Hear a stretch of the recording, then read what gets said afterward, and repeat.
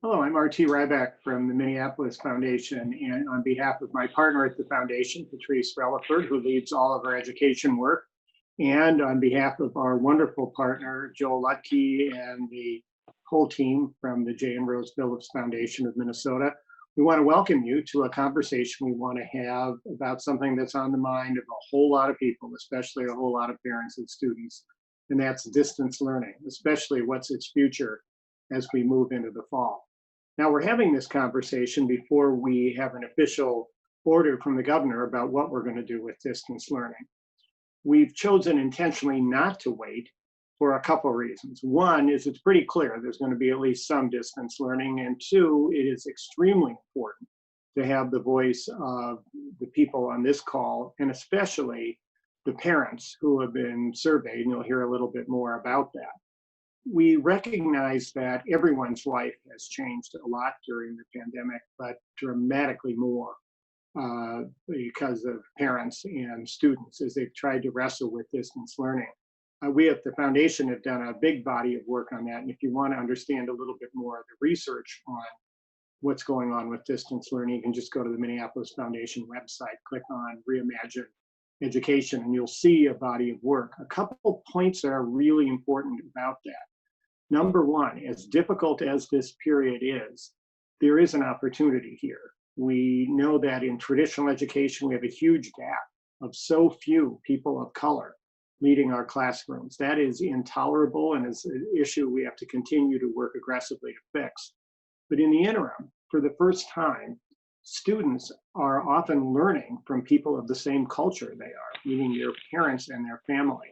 We're really encouraging, and the researchers are, to lean into that, to have parents, as they're doing their lessons, lean into their cultural experience and give our kids learning through culture that they aren't getting in a traditional classroom. And the second point that came out of that was quite fascinating was to use the idea that not every student has to learn the same thing at the same time.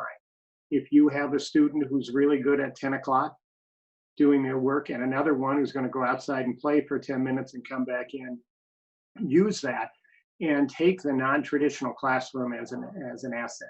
Those are two insights, but the most important ones will come from you. So in the next few minutes, you'll be hearing from the survey that the J. and Rose Phillips Foundation took of families. We're also going to have a panel of parents, and we're really excited to hear about that. But we want to start with a video, and the video is produced by a great partner of ours, the Minneapolis Foundation, Youthlands 360. And it'll help set the tone for what we hope will be a great conversation today. So I'm going to turn it over to Dario and have you get us kicked off with our video. All right, thank you. We'll show this video, and this video will also be sent to you later on in a link from the foundation so that you can view it on your own. Please bear with us. We know everybody has a different experience when watching these videos, so it may lag depending on your internet connection.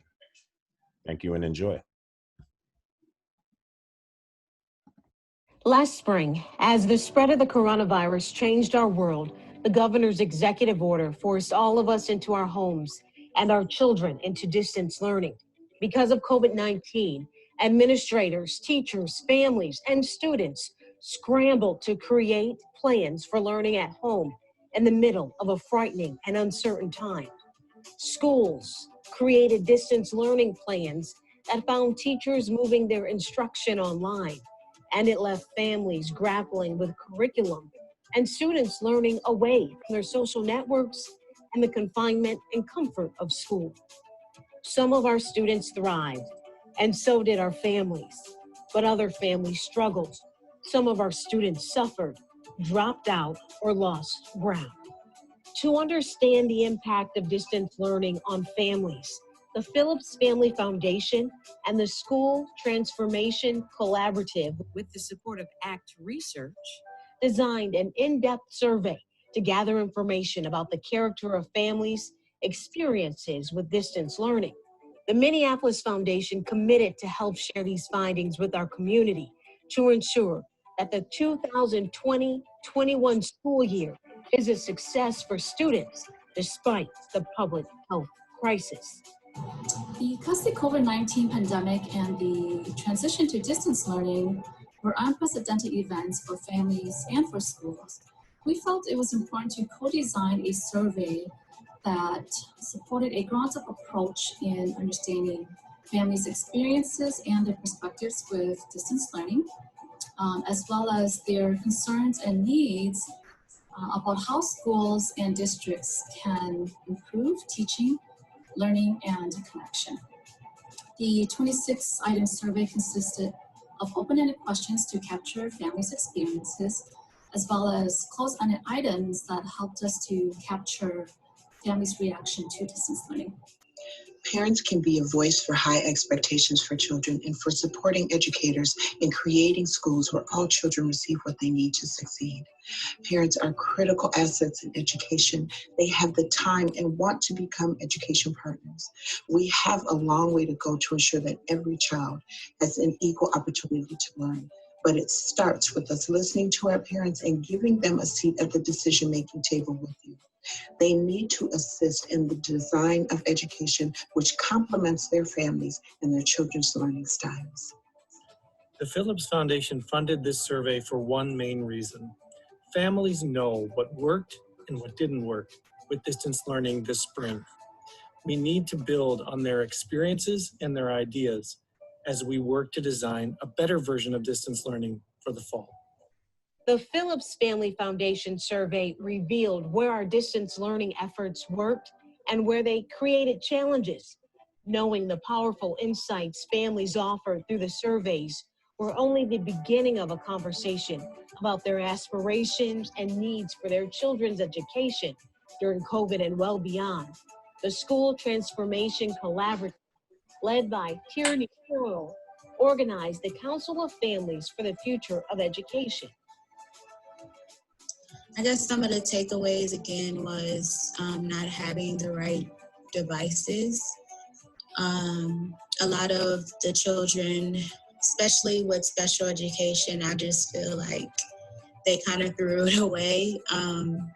They didn't have assistive learning devices, which was necessary for a lot of children to even get on their computer.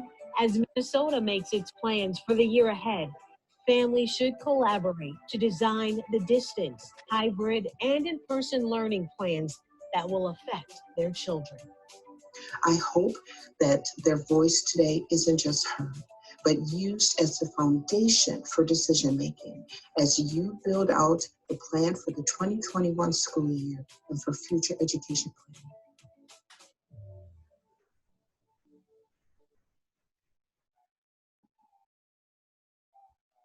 Thank you. Thanks, Dario. Patrice, am I on the mic? Am I on the spotlight? I think I am. It's up to you. Okay. Hi, I'm Joel Lutke, and I work at the J. and Rose Phillips Family Foundation in Minnesota. Thanks to everyone who's joining us for this town hall conversation. I'm here to explain a little bit about why this survey was commissioned and how we're using it to support parent leadership in education. One of the things that the Phillips Foundation is focused on is public schools, and specifically district schools in North Minneapolis. We make grants to support educators who are partnering with families and students and deepening their relationships with them in order to achieve better academic results. And we bring all of those stakeholders, teachers, parents, and students together on an advisory committee that helps us set our education strategy and that recommends our grants, our education grants, to our board. So that advisory committee was really critical in helping our foundation understand how deeply families want to partner with their students' schools and how sometimes schools struggle to reciprocate that spirit of partnership. So as we moved into distance learning in March, we were really keyed in on how families were adapting to that. And by late April, it didn't seem like there was much exploration of how families were experiencing distance learning, especially not families like those who live in North Minneapolis. So we reached out to some partners, and you're meeting them today on this call, to help us do this survey, and we set to work. As you'll hear in a moment, when we get into the survey findings, it's a pretty small survey. We reached about 100 families, but each response captures a family's answers to over a dozen qualitative open-ended questions and even more closed-ended questions. Respondents took 15 to 20 minutes to complete this survey, and then beyond that, we invited 17 of these, or we succeeded in getting 17 of these survey respondents back together for focus groups to really go deeper into their answers, their responses. And Tierney from School Transformation Collaborative led those focus groups.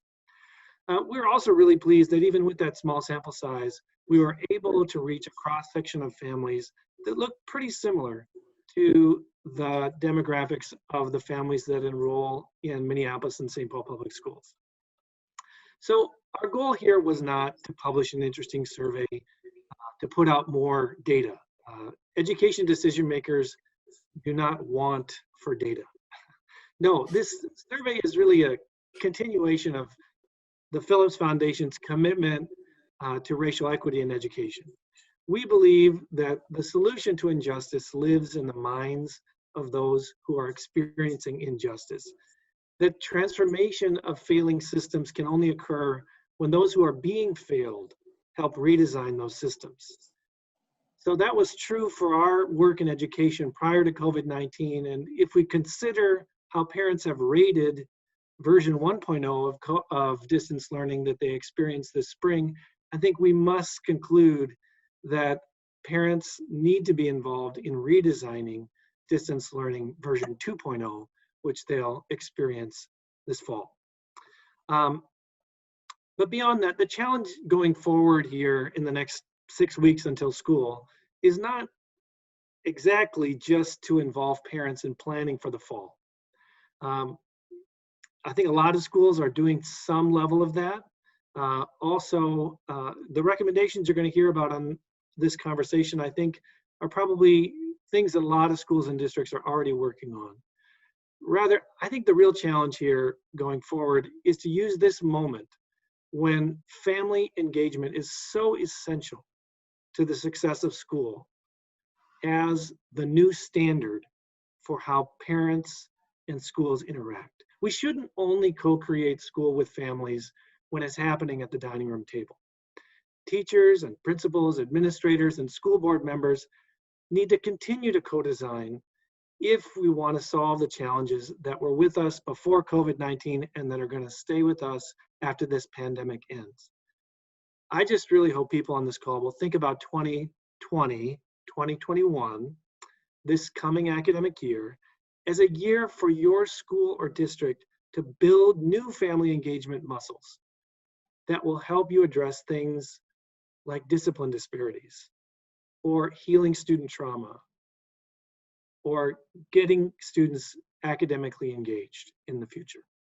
So it's now my pleasure to turn the spotlight over to Tierney Carroll. Tierney has been a parent advocate for many years and recently launched the School Transformation Collaborative to help other parents develop as leaders in public education. Tierney coordinated our survey project and conducted the follow-up focus groups, and she'll moderate the rest of this town hall. Over to you. Joel, can I interrupt you for a second? I think we're going to go over the survey first. We can do it that way too. So I'd like to introduce Dr. Ava Yang, who is from ACT Research, and she will go over the findings from the survey with us. Thank you, Tierney. I'm going to do a screen share here of a PowerPoint slide.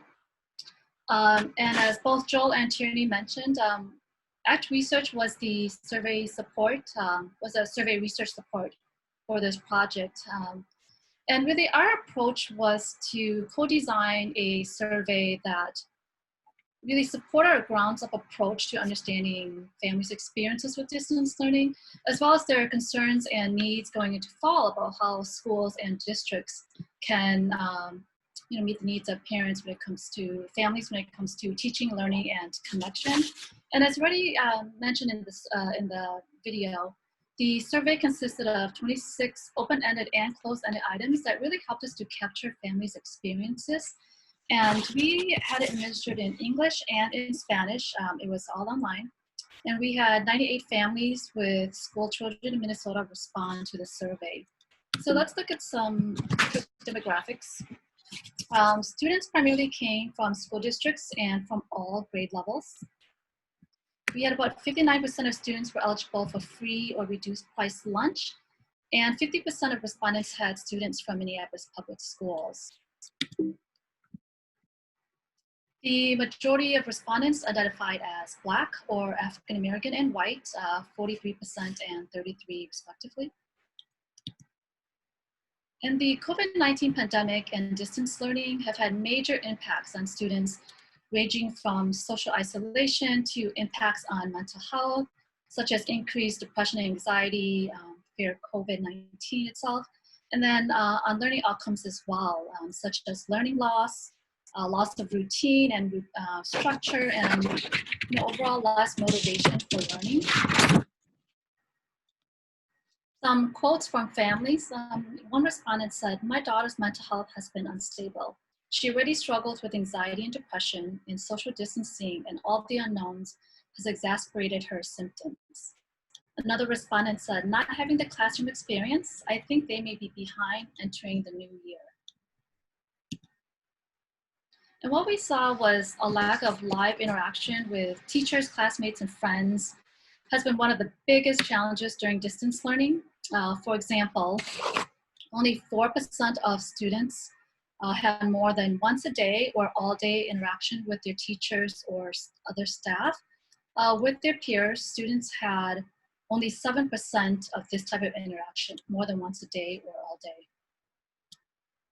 One respondent said, "My daughter is struggling with it. She is missing the human interaction and easily gets stressed out when she thinks she is missing something or not understanding. She lacks motivation to participate because the social and personable aspect is not present as a reward." And distance learning this spring was a confusing experience for many families, characterized by a lack of clarity in organization and variable instruction. In many cases, instructions or expectations about what needed to be completed were not always clear. Work could be spread out across multiple platforms, making it really hard for parents and students to track the progress and what needed to be done. And what distance learning actually looked like varies significantly from teacher to teacher, and the work and workload were also highly variable. Some quotes from families here. One respondent said, "The amount of schoolwork is overwhelming because they have to figure it out on their own. They are teaching themselves math.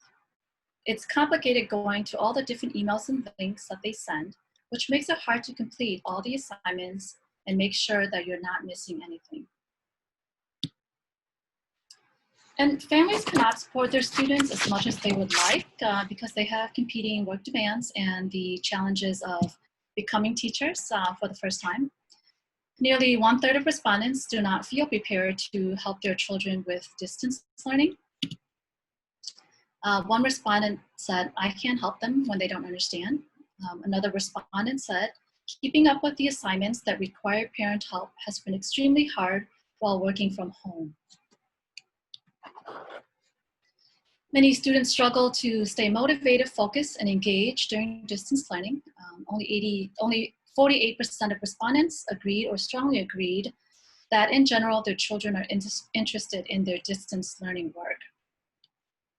A couple of respondents said, "Motivating my daughter to interact virtually and managing the ups and downs was a challenge. My son has an IEP for ADHD and he struggles with focusing all day by himself on a computer." Having to stay home because of the COVID-19 pandemic has led not only to social isolation, but also to more screen time and inactivity. Looking towards fall, families have concerns about continued isolation and children's safety and physical health. Some concerns voiced by families included isolation, more screen time, not leaving the house, gaining weight, no summer job, their safety. How will the district teach and be proactive and stay safe? What improvement and safety measures are put in place? Now, families feel that students' academic learning can be improved if there is a lot more real-time interaction and synchronous learning, if there is engaging and differentiated learning and instruction. It can also be improved with a better organized online learning environment with clearer learning objectives and instructions, a manageable workload and easy ways for students and families to keep track of the work, and directly helping families to support their children's learning. Parents will also like to see more real-time access or regular communication on students' work and progress. And some quotes from families. One respondent said, "I think verbal face-to-face online instructions like a meeting or virtual classroom setting would be helpful for my kids. Also, face-to-face feedback from teachers and friends on a more regular basis rather than the current check-in once a week.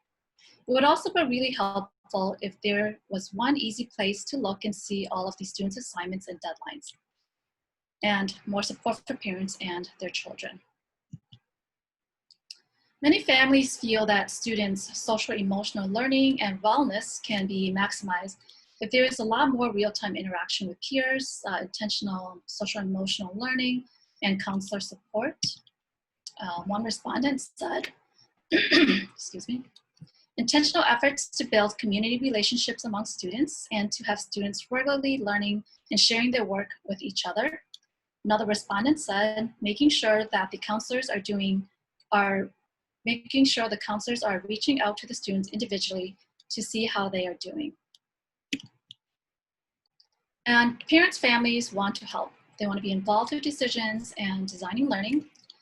We saw that 57% of respondents felt they had a choice in informing what school will look like during the 2020-2021 school year, leaving 43% who did not. A couple of parents said, "I would be available to help all children and also do whatever it takes to help children become successful." Another respondent said, "I would like opportunities to provide feedback on a regular basis, perhaps every couple of weeks, so that teachers can continually adjust approaches to better meet students' families' needs." So I just presented really an overview of some of the main survey results. If anyone is interested in reading the full report, it's available on the J. and Rose Phillips Family Foundation of Minnesota website, as well as the Minneapolis Foundation website. And the link will also be sent in a follow-up email to those who have signed up for this webinar.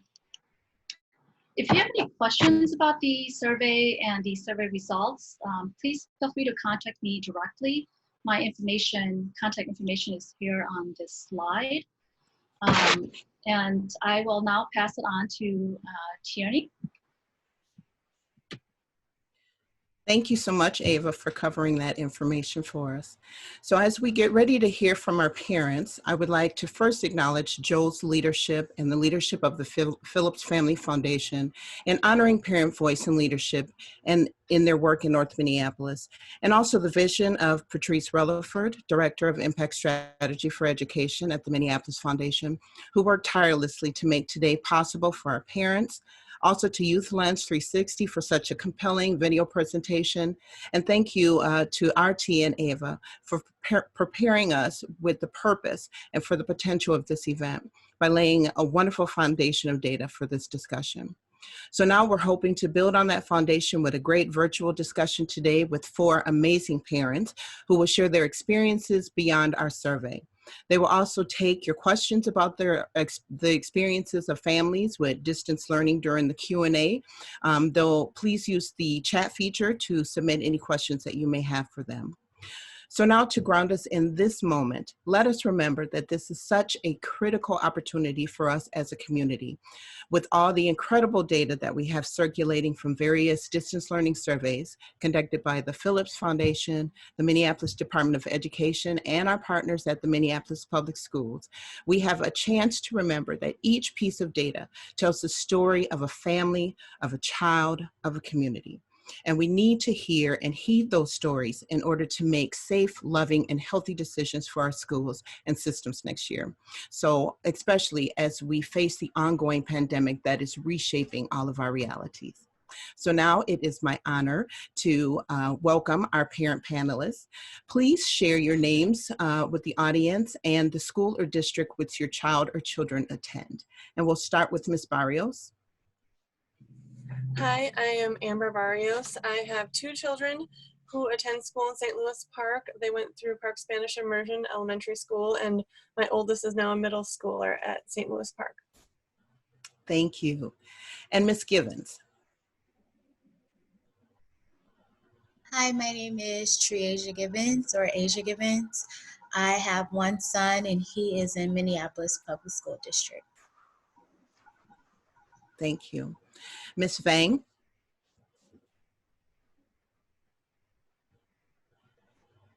Hi everyone, my name is Maya Vang and I am a parent from the Osseo 279 School District.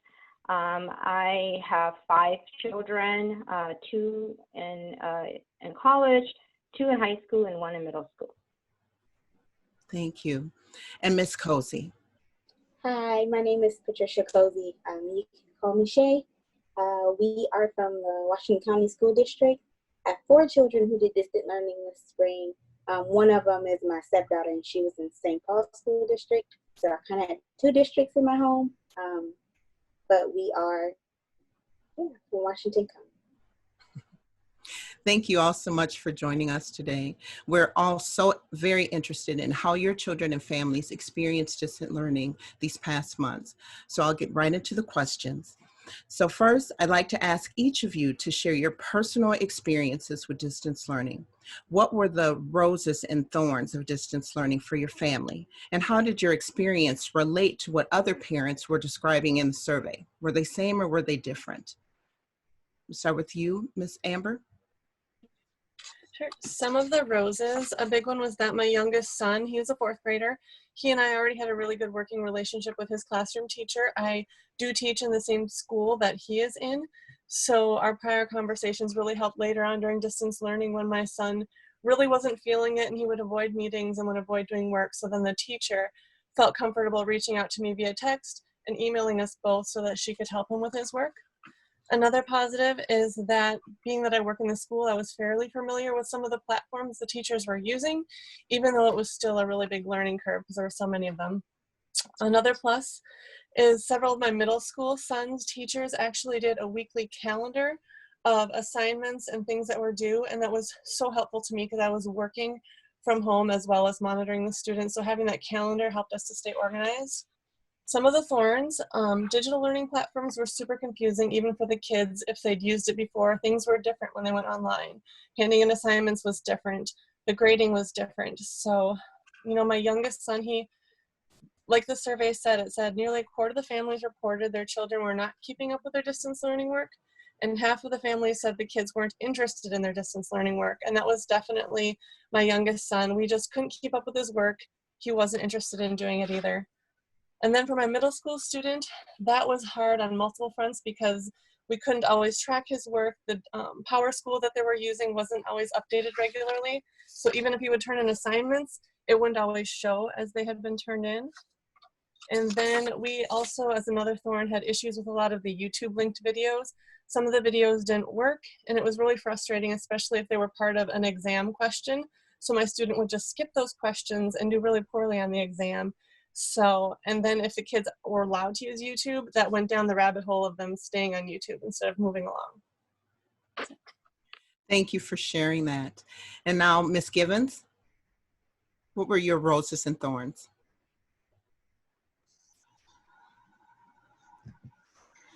Some of my roses, I would say, was getting to know my son academically on a different level. I know him as how I teach him when I teach him like Black history or about money or financial literacy at home, but I didn't know him academically at school and how he just comprehends things in their language academically. So that, for me, that was a rose to just get to know my child much better in that arena. And the thorns, I guess, was also working in him being, having like special education with some of the I guess being on the computer with his motor skills, that was really hard for him. So he had to use my computer when I needed my computer because he needed touch screen. So even though I ended up getting him a computer, it didn't have touch screen. And so it kind of made it difficult when I was doing my schooling and he was doing his schooling. So Thank you. I appreciate that. And Ms. Vang, what were your roses and thorns? Thanks, Tierney, again for allowing me to have this opportunity to share my experience. As I mentioned, I am a mother of 5. Oh, can you guys hear me? Okay. Yep, we can hear you. Okay, great, sorry. With 2 being in college, and then, with COVID-19 hitting, and they both unexpectedly having to finish the rest of their semester from home as well. And I have the 2 high school students, and then the 1 in middle school. One of the pluses definitely was, and then I ended up having to figure out how to work from home. The pluses were included that somehow my children ended up, they were already kind of independent, but they learned to become even more independent. And I tell my kids I can't help them with anything higher than 5th grade math. And so fortunately, the older ones ended up being able to help the younger ones. So that was a plus for our family. And I have a very demanding job as well. And so it was learning to just kind of juggle all of that and trying to keep all the kids on track. And then the other plus that I found that was very touching and very near to my heart was that my girls, especially my 16-year-old, she found that some of her peers and friends were struggling with math and science classes, which are actually the 2 subjects that she really excels in. And so she ended up offering tutoring for her friends and family and her peers. And so that was something that was really good for me to see happen. And then just some of our teachers were super accessible, but then on the flip side of that, some of our teachers were very not accessible. And, I think we've come to just understand, and, with some of the parents, what they've shared before me was I think some of our teachers were probably trying to balance out trying to be a mom as well as being a teacher. And so we had to take all of that into consideration as well when we weren't able to reach a teacher as quickly as we needed to, especially when we got an assignment and no one really understood how to proceed with it. So that was definitely one of the challenges. And I also agree with the challenges with technology and with Schoology, which is the platform we use in our district to keep grades and homework assignments upgraded. And so just some of those where you would log in and assignments haven't been updated or graded for a couple weeks. And so that was really hard for my kids to kind of keep themselves motivated and on track. And then one of the biggest challenges that we also felt was that there would be a whole list of assignments, and then for whatever reason, I know my kids tried really, really hard to keep up with their assignments, but then suddenly, I don't know if something happened on the back end or where the decision was made, but suddenly some of those assignments were then completely removed. And so then that became really discouraging to my own children who actually did work really hard to turn those assignments in. So just some of the inconsistency about, grading and expectations, those are some of our challenges. Thank you so much for that. And then Ms. Cozy, what were your roses and thorns? Hi again, you guys. So according to the data that was collected in our parent survey, a third of the respondents didn't feel prepared to help their children with distant learning. And my thorns in that experience is the same. I didn't feel prepared. So I have a bachelor's degree in early childhood education, and I feel like I've been a teacher since I could talk. But even still, it was really challenging with 5 kids at home. I was extremely overwhelmed by their constant need of me. And another challenge was just the email notifications. I also worked from home. And so at one point in time, I think I had 350 something unread email notifications. And this included push notifications from Seesaw, emails from teachers, emails from the district, and it was an overload. It stressed me out at times. I had a few breakdowns. I was really counting the days until it was all over. And so a thorn is definitely just that constant stimuli that happens.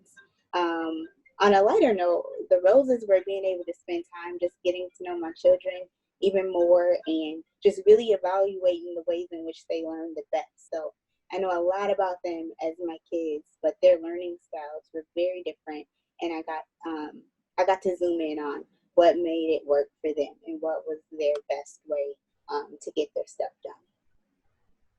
Well, thank you all for sharing that. And from your various experiences, I don't think anyone would disagree that there is certainly room to build out a stronger, more supportive program for this upcoming school year. I just want to make one additional note that if you use the Q&A feature if you want to submit any questions, and then we'll get to them as soon as possible. I think previously I said a chat feature, but use the Q&A feature to submit any questions. Okay, so parents, from our time together during our parent leadership meeting, you each spoke about very specific obstacles which your families had to overcome. So I'd like to start with you, Amber. Having to fill that role of a teacher and a parent, it had to be challenging. First, how were you able to manage the jobs of assisting your students while being there to support your own children? And then as you dealt with families, what were some approaches you found beneficial concerning instruction and communication? Hi, thanks, Tierney. So yes, I work as a special education paraprofessional full-time in the kids' school. And then my kids, middle school and elementary, were both home doing full assignments every day. And honestly, kind of like Shay said, I felt like I was just holding on in survival mode, trying to get through it to the end. Some days I felt like I really had to choose between my students and my own children. You know, which one am I going to serve? So, you know, I support students in the classroom. I help them with on-task, work assignments, social emotional needs, and I would do half-hour sessions with several students throughout the day. So I would be on my Chromebook doing Google Meets with my students, helping them with work in progress. Usually I would reach out to the teachers and find out what is a priority for this student, and then we would work on it together. And then because I work in special ed and there's data privacy, I couldn't work in the same space as my own children. Because they couldn't know who was on the screen and hear them talking or anything. So I would have to set up my own kids for the day out at the table and give them their list of assignments, and then come back to my little office and meet with my students throughout the day. And the struggle with that is that my own children, my oldest has ADHD, and literally in under 2 seconds, he would go from working to opening a YouTube tab. And I would come back from my meetings and he had gotten no work done the entire day. So I would be sitting in front of a Chrome all day long doing meetings, and then instead of going outside and playing with my kids, we'd go sit in front of another Chrome to finish up the schoolwork that wasn't done during the day. So that was a challenge, and in order to keep all the meetings straight, I had to be very detailed and plan the calendar ahead of time, look at my son's workload, put all my meetings in my Google Calendar and in my phone calendar, and even then I still missed some meetings with students, and then I felt really bad because they were already behind. So there was kind of a little bit of guilt there. And let's see, and then some of the beneficial things that I learned from working with the students was, you know, some things didn't work and some things really worked well. And some of the students that were most successful that I worked with special ed were the kids who we gave a visual daily schedule to. It helped the parents, it helped the kids and the teachers. We were all on the same page. We had a shared drive with the students' visual schedule, and the parents, the teachers, the students, we could all check that and see if they've done their work or not, and then work through that list. And also having an email chain between the parents and teachers and students really helped. We had some students who weren't motivated to work, and they would tell parents that they turned in the work when they actually hadn't. So this was really good for accountability, so that like we could check in with the parents and let them know, hey, this is what happened in our work session today. We got this work done. This work still needs to be finished. And so I felt that that worked really well, having that communication between all of us. And another really good thing was a lot of the scaffolding that was done to the assignments. Some of the assignments are really complex, and even opening them up as a teacher, I would look at it and be like, I don't even know how to do this. So a lot of our special ed teachers are really good at scaffolding the work, and they would take it and break it down into smaller chunks. And then some of our teachers were actually able to use that with the general ed students too, because it made the big projects easier to have it in bite-sized pieces. So that was our experience. Well, thank you for that. And I'm certain that the families and students that you supported really appreciated your commitment. How about you, Triasia? You spoke of the inequities that your student experienced while in in-person learning. How did that translate with distance learning? Did it get any better? I would say it didn't get any better. I have an amazing school that he goes to now, but before my son, well, even at the school, he still suffers with inequities of being a Black boy in the school. And especially in the Minneapolis Public School District, you know, they're failing the most, and they're suspended the most. And not only during the pandemic, we were dealing with, you know, racial things and the George Floyd occurrence, and it spiraled, you know. And me living in North Minneapolis, I was affected by the riots. I was also affected by the like a couple of white supremacist groups in our area. So we literally had to get, I had to take my son out of my home for a week. And we had to get 24-hour coverage because it was, you know, a group coming saying they were going to kill Black boys on my neighborhood, and do things to the women here. So it was very tough, and some of the teachers wasn't able to relate. He has all white women teachers, and they were not able to relate. They didn't understand.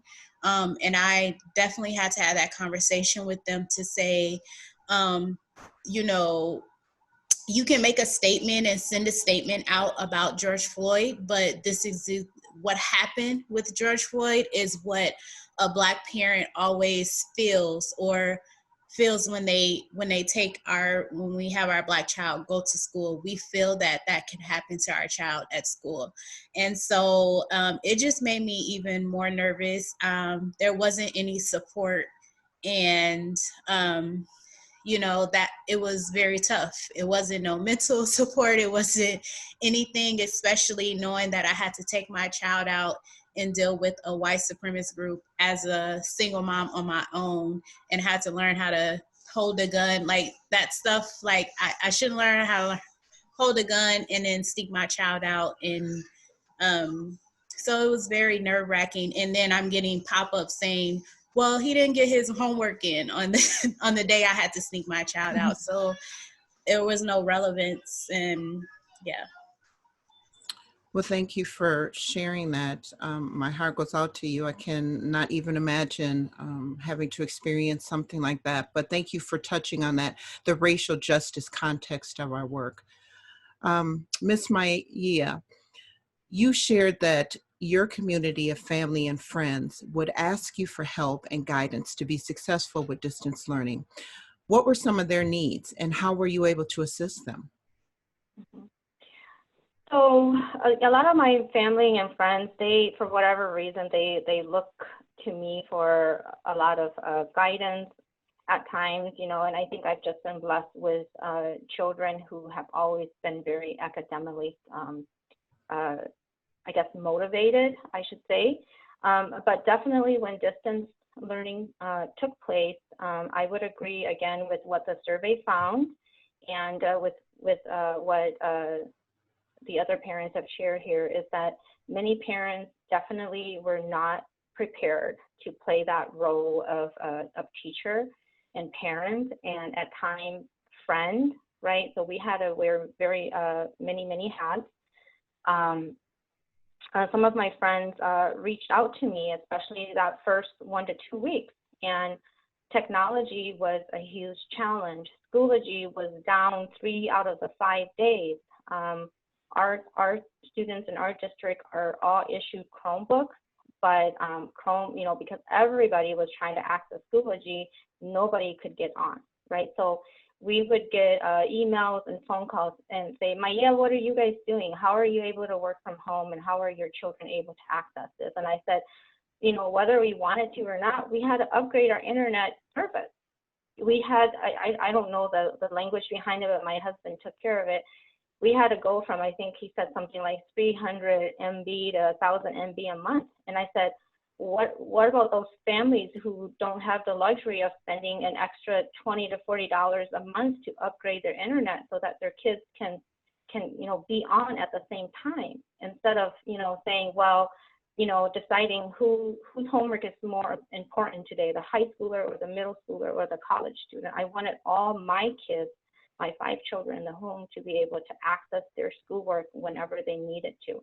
And so, when I got those kind of questions, I would offer and tell them what we did. And I said, but if you're not able to afford it, I did try my best to help them to connect to certain resources. I know that within our district, there were resources offered to help families in need. And I know that Xfinity and Comcast had special programs, but not all families are that resourceful. Not all families know how to go out into Google and do a search for some of these resources. So just helping the families even connect to a resource to get better internet service was something that we helped our friends and family with. The other question that I got from a lot of my family and friends were actually younger families who had younger kids in school, K through 5 school. They definitely face a completely realm of challenges compared to what I had faced. And that, with that being said, someone who had a kindergartner or a first grader, right? Those are those very, very early years of elementary basics, the reading, the basic math concepts. And then they may come from homes where the parents either had limited education themselves or are English learner families. They were very, very challenged at home. They absolutely had no way of helping their kids. And then we also had some families who had older children, maybe in mid or a high schooler, but then also had younger siblings. And then just trying to get those parents in the home, or the grandparents who may have been home during the day, and the parents who were essential workers continue to work. Just trying to get those parents to understand that just because your older children are home does not mean that they now become your daycare, does not now mean that they become your babysitter. They are still in school. And just trying to kind of help clarify some of those expectations for some of my own Hmong families, and just trying to make them understand that although your children are home, just as I am at home working from home, there are still real expectations for us to complete our task. And so just, continually kind of sharing best practices on how we make a schedule, trying to share that it is easy to just let the kids sleep until whenever they want to. It is easier to allow them to skip breakfast, lunch, and whatever, but just getting my own family on a schedule and then sharing best practices on those schedules with our friends and family seems to help. And like, as an example, personally, I mentioned I have a demanding job, but I basically had to tell my own employer that 4 o'clock, from 4 o'clock, I have to stop working. I need to take what I call a dinner break. So from 4 to 7:30 or 4 to 8, I had to just take that time to be with my family and cook, catch up on, work assignments with them, check in with them, and then But what that ended up doing was stretching my own personal day from, 6 in the morning until sometimes working until 12 midnight at night. But that was okay for me. It was important that I made that time for my children. And so we shared a lot of best practices like that with our own friends and family who reached out to us. Well, thank you so much for being that much needed support system. Ms. Shea, you had spoke to the personal side of how some considerations had to be made with balancing home life with distance learning in order to support your family values. And you also spoke about how there was much needed support for families. So would you share quickly your thoughts on those topics? Yes. So I mentioned being completely overwhelmed and just kind of struggling to find that groove. We also created charts. I had charts for my kids as far as what we would do. So before they began to roll out the distant learning from the district, my kids being at home, there was maybe a week or so gap where they didn't have anything, nothing was up and running and officially started yet. And so we did. We had a chart, we had a schedule, and it was going great. And I think that I expected it to go how I formulated. So I put work together for them. I had their breakfast time, what time we sit at the table, what time we read our Bible, what time we do our different studies, when is the lunch break, and everything was very organized. And then the district implemented distant learning in their schedules. Everyone's schedule was completely different. Everyone's expectations were completely different. So on a personal side, I just feel like that is when I began to get overwhelmed. The notifications, I've seen a couple questions in the chat about the notifications. I got notified when a student turned something in, when something was missing, when another student commented on anything that my child put in or that the teacher put in. I got notifications on when an assignment was late or due or not missing. And so I was encouraged to just kind of turn everything off. My husband was like, we need a day out of the week that is just for us as a family, because everyone is on pins and needles. We have the scare of the pandemic that is around. So our kids did not go outside. We didn't know what to expect. Everything was so up in the air. We didn't know how it was transmitted or how they could get it. There were other kids in our kind of cul-de-sac that were outside for some time, and we were like, you can't interact with them. I know your friend lives literally across the street. Do not say hi to them. We don't know what they have going on in their house. And so we need to protect our household. For my toddler is not a vaccinated child. So there was a big scare that it could easily get to him much easier because he's just so little, or just that lack of knowledge in that area. And so we had to shut down. We had to shut it down. And eventually our district kind of put in Wednesdays for catch-up days. And then if you didn't have any work, you pretty much had the day off. And I think that that is a really good thing to implement. We really need a day that is a no work day. And then the crossing of the roles of being a parent and being a teacher. A lot of parents, when I used to be an educator, would say, why does my kid act like that for you and they don't act like that for me? And it was really because there was a difference in the roles. I was there to teach them things, to create fun interactions with them and help them learn. And then you were there to tell them to pick their clothes up and their room was dirty and to clean and do chores. And so the roles were very different. And so I found my kids struggling with getting through school because I was supposed to discipline them and help them keep their house right and things together. And I was also supposed to be teaching them. And no one wants to hear me teach after I just made you do your chores and clean your room. There might be a little resentment in there at this point. And so it made it a little bit difficult to do that. So I just think that on a very personal note, I don't know what other families went through, but it was really helpful to put everything down and just say, we are in this together and we'll make the best. We'll have movie nights a couple times a week, and really just put priority. What is priority? That everyone feels successful, empowered, you did a good job, and now it's time to just relax a little bit. Thank you. I have a question for you, Shay. This was one of the chat questions. You spoke a lot about communication. What communication support would be helpful? And then what's the best frequency mode to communicate with parents, in your opinion? You know, I think that I think I mentioned to you that I will probably for the school year get a new email that is strictly for distant learning notifications. If I could sign that email address up for specifically that, and that way I can separate kind of what's important and what's not, and can separate that from my work email. Because before, as a parent, I wasn't getting 250 messages a day, and so I think email is good, but I think that the amount of things that you get notifications on, I don't know how they can tweak that. I don't know how they can kind of gauge what gets sent or what's not. Can we turn comments off from other students?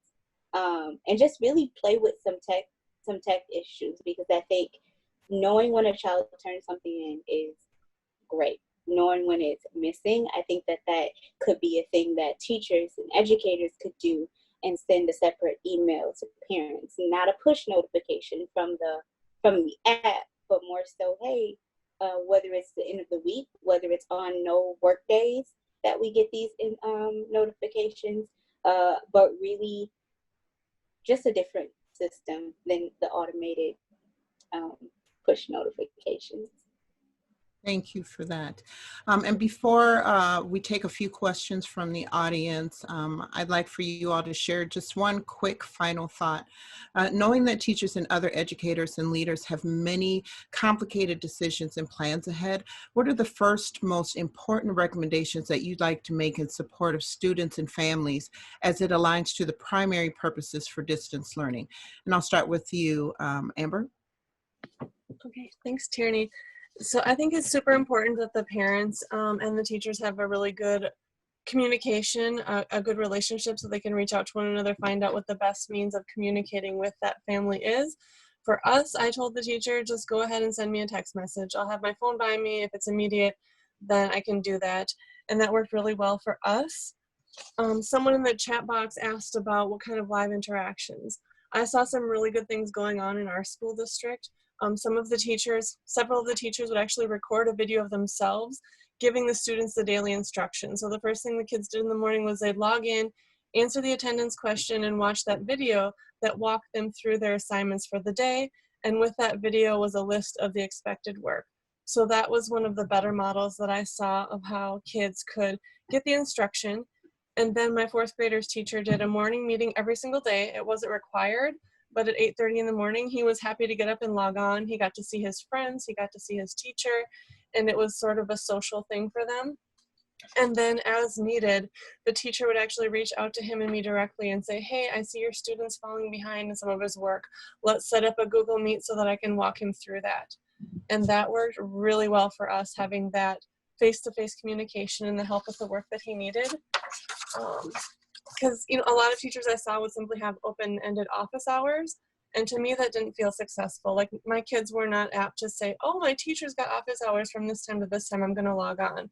They were not as proactive, so it was better when the teachers made that appointment with them. The same with my middle schooler. One of his writing teachers reached out to him and said, hey, your assignment needed some revisions, let's work on it together. And that helped my students to feel successful too. They were able to do the work and get it turned in, and that felt really good for them. So whenever they can feel successful, that's really what the students need, because that motivates them to actually want to do their work. And so I feel also another important thing is that workload has to be manageable. It has to be posted in a way that the students and the parents can easily find it. I really recommend that the teachers do tutorials on how to do these basic things so that the parents and the students know how to use the platform. I really believe the daily attendance tracking should be flexible. If the parents are working during the day, the students might not be able to complete the work or log in between 8 to 3. They might be doing their work in the evenings or even the weekends. Kind of like Shay said, we needed a catch-up day. I would get so into my work that my students' work would fall behind, so then I would just have to take a day where we focused on catching my middle schooler back up. one of the things I said was celebrate the successes and the growth of the students. I really think that's what we need to be tracking, is the overall growth and success of the students. The grades are going to come with that, I feel. And then try to craft lessons that can be done offline, and even better if they use real life skills. You know, if my kids can do something where they're not hooked up to a Chrome, that's even better. So those are just my opinions. Thank you. Amber, there was a question in the chat box, and actually, if you wouldn't mind answering this, one of the attendees asked, let me see, how should schools handle grading during distance learning, given the barriers and that families and students have? And you touched it a little bit. What do you think? I think it depends upon, so like my fourth grader's teacher had a really good method of, she would do small group reading with them. She used some of the tools they already had as far as like Raz Kids. Raz Kids in and of itself has a way of tracking the students' growth and progress. So does IXL for math. So she would use some of those tools and tell my student, hey, I noticed that you haven't achieved this level in your fractions or your decimals. I need you to do a little bit more work on that. So there are some tools already in place for tracking, but the grading itself is hard. Our elementary school just didn't do grades at the end of the year, and that took a lot of pressure off of us. The middle school did grade a lot of the assignments, but they ended up not counting some of the work, which Maya said was frustrating, like for her students, because they did all the work. And I was kind of on the other end where my students, we couldn't stay caught up with all of the work. Like some of the tests were just bad tests, you know, the questions, my student would skip half the questions, so he would get a failing grade on the test because he didn't know how to answer it. But yeah, Thank you. Yeah, I appreciate that. Maya, there's a question that says, what should schools do to account for learning loss? Do you have any thoughts on that? I do have some thoughts on that, and I can't say I have the answer, but I think one thing from just because I have 5 kids and they're from the same parent, same mom, same dad, I've also learned that each of them are very unique. Each of them have different learning styles. Each of them have different work habits and hobbies. They like to be praised differently. And so I think that's something that the school district or the school or teachers just to keep in mind is that we need to come together somehow as a group, as a collective group, as educators, as parents, support staff, and executive administration team, come together and somehow figure it out. We don't want to be in distance learning where somehow we have left someone behind. We cannot leave anyone behind. And that is, students from all backgrounds, from all different types of learning environments. And we concentrate a lot on how to put programs in place to help the ones who need catching up, but at the same time, we also have to keep in mind that we also have a very, a group of high-performing students. We don't want to forget about them while we're trying to figure out how to make sure that we're not leaving anyone else, falling behind, and, maybe there are unidentified gaps. And so I think that's just something that, really something important to keep in the back of all of our minds as we all work together through this collaboratively, setting high and same expectations for everyone in terms of performance, and just letting all the students know that no matter who you are, what you need, and what it is, we will be there somehow. We do not want to leave you behind. And I think when students start to feel like, oh, well, nobody cares about me, nobody's checking in on me, nobody knows if I'm logged on every day, I'm putting minimal work in, and the teachers or the parents don't care, that's when students start to lose motivation. That's when students start to stop doing their best. And so we just have to kind of keep that in mind as we move forward. Thank you. I appreciate you filling that question. And Ms. Shea, what types of live activities would be best for students? Can you guys hear me? Did I press it? Okay. I had the principal and a few of the other teachers, they did live readings of books, and then they posted those each morning. So they were at the school location, they read the books, and they posted the videos for that. And I think that was great. I just think that every day, like, there should be a Google Classroom, a Zoom meeting, or something every school day that they should be able to check in and physically talk with their teacher, because I don't think that the teachers understand how important that connection is, how kids build those connections with the school year, and they're possibly having new teachers, new faces that they haven't seen before. I think it'll be a even more incentive to, let's hop on every day. What's our classroom time? Reading books live would be great. Live interactions, greetings, like songs, or and I'm speaking to the younger children because I'm early ed person and most of my kids were grade 3 and below. But I just think that really taking the edge off. One thing that I learned at education is that children learn while they play. And so I think taking the edge off of this, and just being like, how can we interact? How can we socially, anything social could be live. Logging in. The teacher also has their own things going on at home. Our principal shared a lot when he went fishing with his child, or a live video was put in on just like outside of distant learning. But as far as the educational piece, I think science teachers, art teachers, physical education teachers, that they should definitely do more live videos in those areas. Thank you so much. And then we'll wrap up. Ms. Treasia, would you mind sharing your recommendations that you would like to make in support of students and families? My recommendations, I honestly agree with a lot what Amber said. Basically everything that Amber said, and just I would like to see just more supports for teachers, more counselors and social workers maybe working outside of things because of, and I guess that's my background being a mental health practitioner, is wanting to see more just working with people with their mental health and social wellness and things. And also, I just want more support for Black families.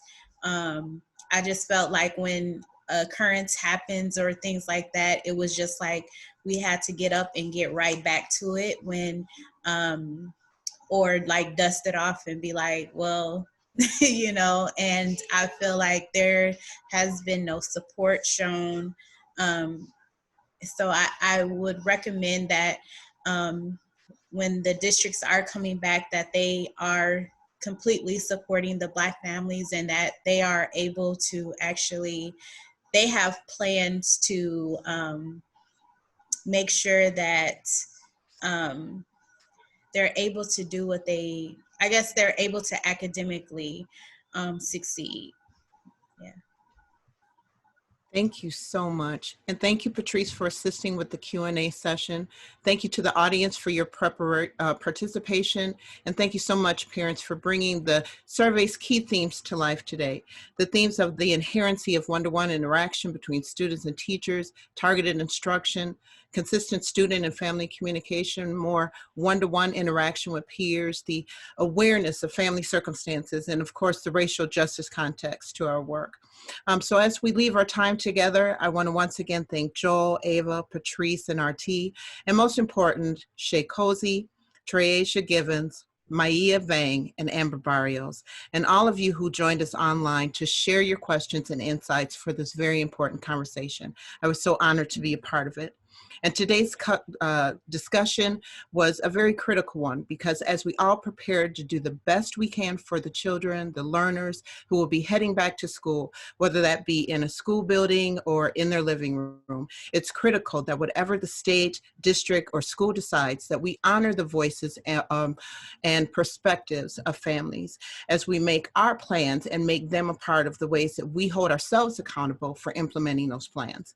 Families will experience intimately, as our panelists shared today, whatever plans that you put in place for distance learning. So as our amazing parent learners and leaders from our first Council of Families for Excellent Education showed us today, parents can and should be a part of shaping and realizing our plans. And now I'll turn it over to Joel. Thanks, Tierney. And thank you to all the other folks who made this town hall conversation possible. Viewers, our parents, Patrice and RT at the Minneapolis Foundation, Ava at ACT Research, Dario at Youth Lens. I think this has been great. I was so compelled by everything that the parents were saying. I didn't have 350 emails in my inbox from my kids' school, but if I had 5 kids in 2 districts, I think I would have. I'll just say briefly, you know, as we've said before, as of today, all options are open. We'll find out more from MDE next week. And as we asserted, distance learning will be part of the mix for 2020, 2021. We can't do that well without parents involved in the planning. But I want to suggest one more thing, which is that you can't do it well without parents staying in the conversation. So every district and school is going to roll out some model, distance learning for some who aren't going back to school for health reasons. Maybe it's distance learning for all. Maybe it's a hybrid. But if you really want to know how that's working, you need to keep parents in the conversation. So I would encourage any educational leaders on the webinar to think about ways that you stay engaged with your families after the school year starts, so that you can maintain that feedback loop, and they can tell you if the plan that you've created is actually happening for them in real life. That's it from me. Thanks again. Let's set the bar high for 2020, 2021. And I think we'll turn it over to RT to close us out. Thank you so much, Joel. And you know, I think when you were just talking about the whole idea of Shay's email box, we have heard heroes today. You know, when you think about not only that, when you think about Asia's schedule, that amazing piece of it. When you think about, you know, some of the things that Amber was saying about the choices she has to make between her students and her own kids. I mean, these are amazing things. More than anything, there's a line that sticks with me. Trasia has made this comment. It seemed simple at the time. It's a big one. It gave me a chance to get to know my child academically better. Parents are heroes right now. Huge new thing has been put on your plate. It's not right. It's not fair.